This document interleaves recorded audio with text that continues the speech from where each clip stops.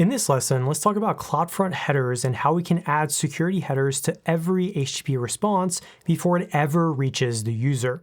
Now, CloudFront can inject security headers at the edge without modifying your application code at all, or even your S3 bucket, which is really convenient.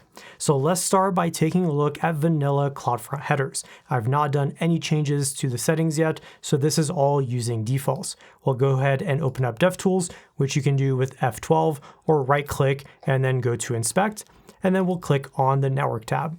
I'll do a quick refresh, and then I'll click on that first header.html request that we have coming through. Okay, so let's make this just a little bit bigger. We don't need to see the web page for this. We just need to see our response headers. So we can see all of the default ones that are there. We have an age, a date, something called an e-tag, the server, the backend origin server, vary, accept encoding, via, and then some x dash. These are injected by CloudFront already, including the hit from CloudFront and the XAMZ server-side encryption, which tells us that it's using AES 256. But in many cases, apart from that, you'll notice that there's really no security headers being responded to us. These are the response ones, and these are the request ones. So you could take a look at that as well, but this is just request versus what we're getting back from CloudFront. That's where we want to see more of those security headers. And we can do that through managed AWS policies. So how exactly do we do that? Let's go back to our console and then make sure that you select the distribution and then go over to behaviors. I want to apply this for everything, so I'm going to change the default behavior. I don't need to create a new one for this particular purpose, and then we'll click on Edit. And if we look under Response Headers Policy, we'll see that it's set to nothing at all. If we click on the dropdown though, we have quite a few different options. We have one named Simple CORS, CORS with Preflight, CORS with Preflight and Security Headers Policy, CORS and Security Headers Policy. And by the way, if you don't remember what CORS means or how it works or what it does, refer back to prior lessons on Amazon S3 CORS as we go through that in quite a bit of depth. So I'm not going to explain them in this lesson.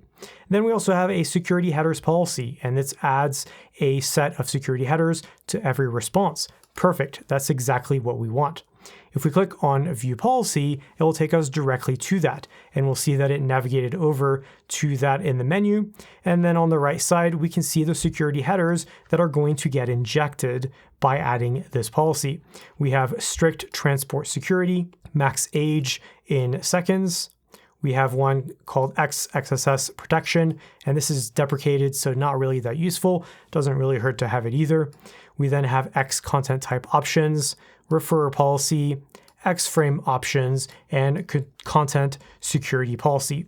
You don't need to memorize these or understand them in depth for the exam, but you do need to understand that CloudFront will add these to HTTP responses that it sends back to the requesters based on the policy details.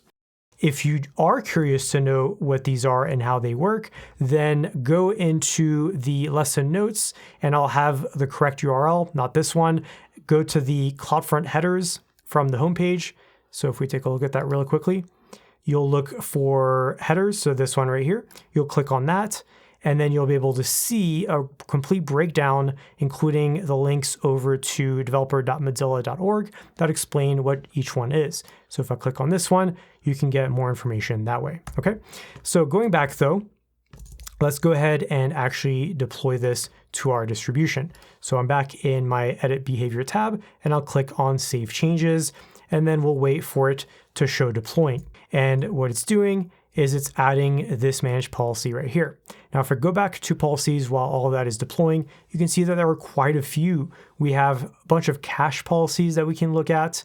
We have origin request policies, and we also have those response ones that we were just looking at. And we were just looking at this one right here. Notice below that, we're also able to create response headers or our own custom response headers policies, as well as origin and cache. So let's do that while we're waiting for that deployment. So I'll go over here, and unfortunately, because I have a free plan on this distribution, I'm not going to be able to actually use custom headers policies. But if I were to do that, I would give it a name, and then I can either configure our custom cores, or I can set up security headers if I want to, and then I can also add custom headers. For example, if I wanted to, I could do X powered by, and then for the value, I could do cyber. I can add that in, and that would get added to every single response that's passed in to our users. So we do also have this option here, which is really nice. Okay, let's close out this tab. And as we can see, I believe it finished. So let's refresh this. And yeah, okay, so it finished. Let's go back to the page we had opened. Remember briefly what these response headers look like. Now let's go ahead and refresh. I'll open this up. And now we'll start to see some of those new ones. We've got the refer policy, we've got strict transport security, we have X XSS protection, we have the X frame options, X content types, and I think that was it, maybe a couple more. But yeah, as you can see, just by turning that on without having to write any custom stuff, we are now injecting these response headers within every single request since we applied this to that default behavior.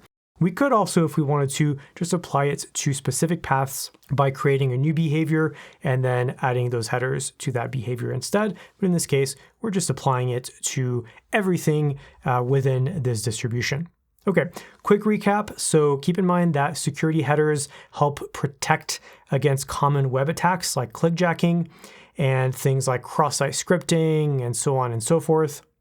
We can use AWS Managed Response Headers policies to cover some of the more common and recommended security headers with almost no effort or impact to implement them. We could also create custom policies that are used when you need a lot more control, or if you want to implement a content security policy, if, for example, custom headers or fine-grained CORS behavior. That might end up breaking some applications though, so you'd want to do some testing before you do that. And then response headers policies are applied at the edge, which means that no changes are required at the origin. So if you see questions related to that or scenarios related to that on the exam, you now know that you can enable this feature. That's it for this lesson. Go ahead and complete it, and I will see you in the next.